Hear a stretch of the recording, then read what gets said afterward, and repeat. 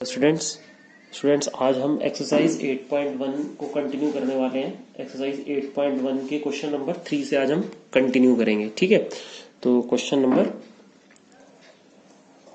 3 से कंटिन्यू करेंगे।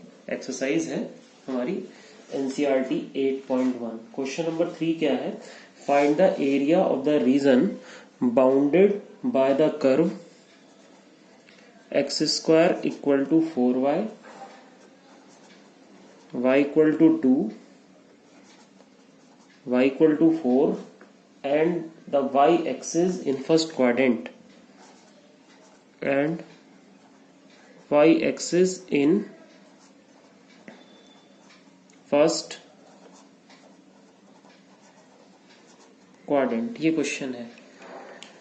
ठीक है बेटा जी, चलो शुरू करते हैं। तो सबसे पहले तो उसने कहा है कि भाई x square equal to 4y हमारे पास एक कर्व है जिसका y इक्वल टू 2 से y इक्वल टू 4 के बीच में y एक्सिस के साथ जो एरिया है हमें वो कैलकुलेट करना है। तो चलिए ठीक है, शुरू करते हैं, सॉल्यूशन लेते हैं। सबसे पहले हमें x square equal to 4y के बारे में देखना है। X square equal to 4y एक तरीके से देखा जाए तो ये एक पैराबोला है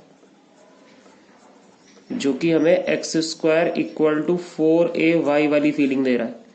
और x square equal to 4ay का आपको पता होगा कि x square equal to 4ay upward parabola होता है ना। तो x square is equal to 4y से हमने एक अपवर्ड पैराबोला ड्रॉ कर लिया बेटा। ये हमारा एक अपवर्ड पैराबोला ड्रॉ हो गया, x square is equal to 4y। अब इसमें हमें दो लाइन ड्रॉ करनी है, y equal to 2 and y equal to 4। तो देखो y इक्वल टू 2 का मतलब y एक्सिस पे 2, तो मान लेते हैं यहाँ ये 2 हो गया और ये बेटा हमारा 4 हो गया। तो ये लाइन हो गई y equal to 2 and this line is y equal to 4 and this is y axis और ये हमारा x एक्सिस। ठीक है, अब उसने कहा कि भाई y इक्वल टू 2 से y इक्वल टू 4 में x एक्सिस के साथ जो एरिया होता है आपके सामने कवर्ड, वो एरिया हमें फाइंड करना है। ठीक है बेटा, तो अब चलो एरिया देखते हैं, कौन सा एरिया हम इसमें कैलकुलेट कर रहे हैं।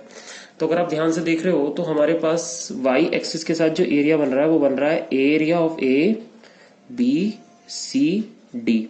हमें area A B C D find करना है। We have to find the area of region A B C D, है ना। Area of region A B C D हमें कैलकुलेट करना है। और इसको हम कैसे कैलकुलेट करेंगे?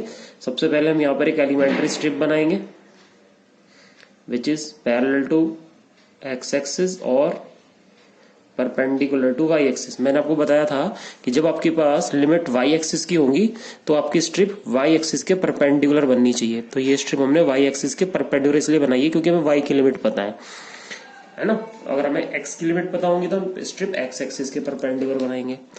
अब क्योंकि इसका हमें यहाँ पर कोऑर्डिनेट लिखने होते हैं तो ये कोऑर्डिनेट हमने मान लिया बेटा x, y और ये हमारा हो गया इसका विड्थ dx और ये इसकी पूरी लेंथ हो गई x।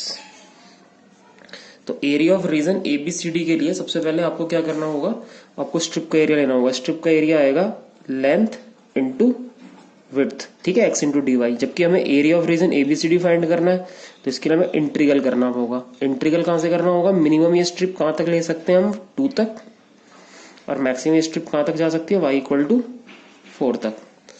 अब x की वैल्यू पुट करके इंटीग्रेट कर देंगे तो हमें पता है कि x square equal to 4y है। तो x की वैल्यू कितनी आ गई? √4y। So we get x is equals to 2√y। तो हम x की जगह 2√y पुट कर देंगे तो इंटीग्रल 2 to 4, 2 बाहर आ जाएगा, √y dy। ठीक है, 2 कांस्टेंट, 2 to 4, ठीक है, 2 to 4 है। इसको लिख देंगे y की पावर हाफ dy। अब इसको इंटीग्रेट कर दीजिए। क्या इंटीग्रल होगा इसका? इसका इंटीग्रल होगा y की पावर 3/2 अपॉन 3/2 लिमिट 2 to 4। तो ये आ जाएगा बेटा 4/3 and y raise to the power 3/2 limit कितनी? 2 to 4। अब हम इसमें लिमिट पुट करनी है। तो जब हम इसमें लिमिट पुट करेंगे तो लिमिट पुट करते हैं किस तरीके से? यहाँ पर हम इसकी लिमिट पुट कर देते हैं। यहाँ पर मैं आपको इसकी लिमिट पुट करके दिखा देता हूँ। 4/3 एक बार 4 रखेंगे, 4 की पावर हो जाएगी 3/2 माइनस 2^3/2। ठीक है, upper limit minus lower limit. ठीक है बेटा जी। अब हम क्या कर सकते हैं, इसको सिंप्लीफाई कर सकते हैं। सिंप्लीफाई कैसे करोगे, अगर आप ध्यान से देख रहे हो तो हम इसको लिख सकते हैं कितना, यह 2 की पावर 3/2, यह 4 की पावर 3/2। तो एक तरह से देखा जाए तो ये 2 की पावर कितनी हो गई, इट इज 2^, अगर मैं इसे 2 की पावर 2 लिखूंगा तो 2 कैंसिल हो जाएगा, तो 2 की पावर 3 हो जाएगा ये, माइनस 2 की पावर 3/2। ठीक है, तो ये हो गया बेटा 4/3, 8 माइनस, इसे हम क्या लिख सकते हैं 2√2। 2 की पावर 3/2 को हम क्या लिख सकते हैं 2√2। अब इसमें से अगर हम 2 को कॉमन ले लें तो ये आ जाएगा 8/3, 2 हमने कॉमन ले लिया तो 4 माइनस √2 स्क्वायर यूनिट। ये हमारे इस क्वेश्चन का आंसर हो गया। ठीक है, तो उम्मीद आपको क्वेश्चन समझ में आ गया होगा। क्वेश्चन नंबर 3 इस तरीके से करना है, एनसीईआरटी एक्सरसाइज 8.1 क्वेश्चन नंबर 3 है ये। ठीक है बेटा।